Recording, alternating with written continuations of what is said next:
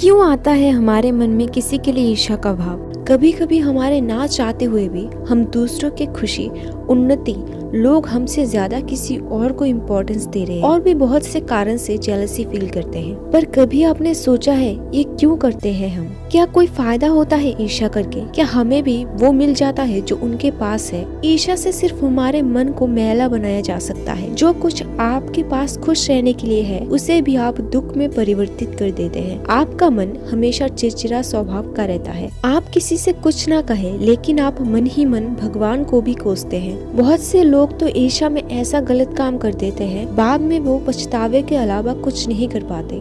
लेकिन बहुत से लोग ऐसे भी होते हैं जो ये समझते हैं कि वो दूसरों से ईर्ष्या कर रहे हैं, जो कि गलत है। वो नहीं चाहते कि वो किसी से ईर्ष्या करे। जब उनके मन को यह एहसास होने लगता है तभी से उनके स्वभाव में उन्नति शुरू होती है। ये एहसास होने के बाद अपने आप ही उनके मन से जेलसी की भावना खत्म होने लगती है।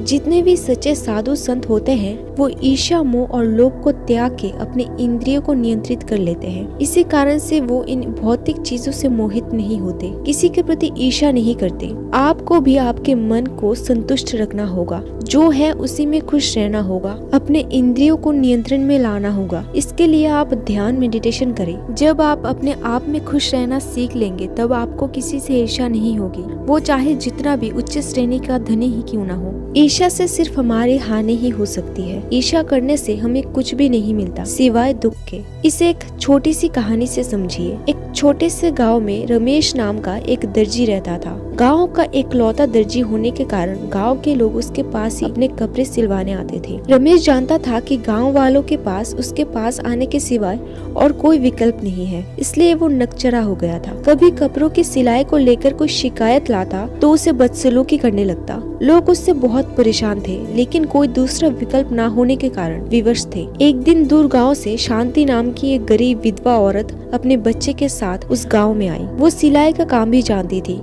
काम की तलाश में वो रमेश के पास गई और उससे विनती की कि वो उसे अपनी दुकान में काम पर रख ले, लेकिन रमेश ने उसे भगा दिया। शांति के पास जो पैसे थे उससे उसने एक छोटा सा कमरा और सिलाई मशीन खरीद ली। इस तरह उसने गांव में सिलाई का काम शुरू कर दिया। उसकी सिलाई अच्छी थी, साथ ही उसकी बोलचाल भी अच्छी थी और मिलनसार थी, इसलिए ज्यादातर गाँव के लोग उसके पास कपड़े सिलवाने आने लगे। शांति के आ जाने पर गाँव के लोगों ने रमेश के पास जाना ही बंद कर दिया। रमेश की कमाई भी बंद होने लगी। वो जब भी शांति को देखता गुस्से से भर उठता। इधर उसे परेशान देखकर एक दिन उसकी पत्नी शांति के पास गई और उससे बोली, बहन, जब से तुम आई हो कोई मेरे पति के पास कपड़े सिलवाने नहीं आता। इस छोटे से गांव में 2 दर्जी एक साथ अच्छी कमाई नहीं कर सकते। यदि तुम मान जाओ तो मैं तुम्हारी दुकान खरीदना चाहती हूँ। शांति दुकान बेचने को तैयार हो गई। 50,000 में सौदा हुआ। पैसे लेकर शांति उसी शाम अपने बच्चे के साथ गांव छोड़कर चली गई। इधर रमेश ईर्ष्या में भरकर उसी रात शांति की दुकान में आके आग लगा दिया।